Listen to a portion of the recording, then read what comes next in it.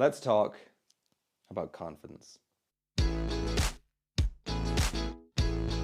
Confidence is the belief that you are worthwhile, valuable, and capable. We're sometimes led to believe that confidence is just something that you're born with, that you have looks and money and the talent, and those things make you confident. The thing is, it doesn't actually work that way. Confidence isn't something we're born with, it's something that we all need to grow in. If you don't have much confidence right now, that's okay, because you can work on it.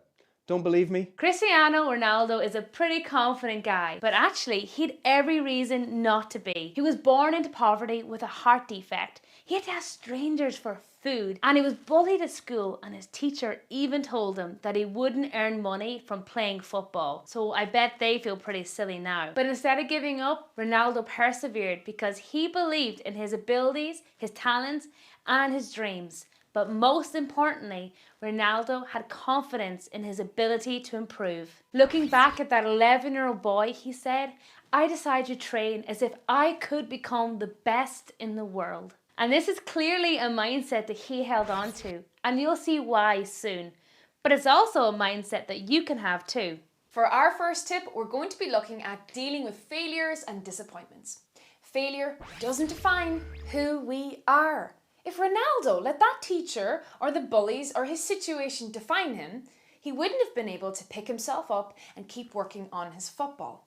So how do we stop disappointment from affecting our confidence? That doesn't seem very easy, right? But there's good news. We all face setbacks and disappointments. But by looking at our example of Cristiano Ronaldo, we can learn something. 2016, Ronaldo wasn't in good form, and he missed a really important penalty.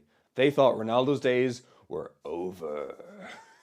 And even though he obviously suffered from this experience, he went on to win all of these. But how can we deal with failures and setbacks the same way Ronaldo did? Well, don't look at them as failures, but as opportunities to learn what works and what doesn't, as ways to grow and become more resilient. So remember, fail just means first attempt in learning. It's important for us to face things head on. It really does require us to push ourselves through those difficult moments when we want to quit. Growing pains don't just come from getting taller. Becoming more confident requires us to go through some growing pains too. Sometimes we gotta push ourselves through our feelings. Ronaldo didn't become Ronaldo in a day. He had to work through his situation and train hard. And because of this, he achieved huge success and is very confident in his ability to play football. This is because he didn't let his situations or failures define him.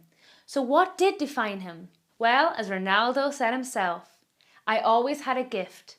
I was shown the skills and I'm a fantastic footballer. But I do believe that God gave me this gift." Now, we can't become more confident if we don't see that we have value. And it's easy to think we don't have value when we place it in our achievements or our failures, our strengths and our weaknesses. The good news is, these things don't sum you up. There is so much more to our identity. God has given us our gifts and talents, and He wants us to use them and grow in them. And we don't have to rely on our own strength for this. We can ask God to give us strength and to give us guidance. Ultimately, our value comes from the fact that we are loved by God. We are all His children, and this is what really defines who we are. And so no matter what we do or fail to do, God always loves us. And so our value doesn't change. Knowing your value comes from God will help you grow in confidence. So our second tip is this: try and look at your identity from God's eyes. A good way of doing this is getting to know God, reading what He has to say about you in Scripture, by talking to Him, praying to Him.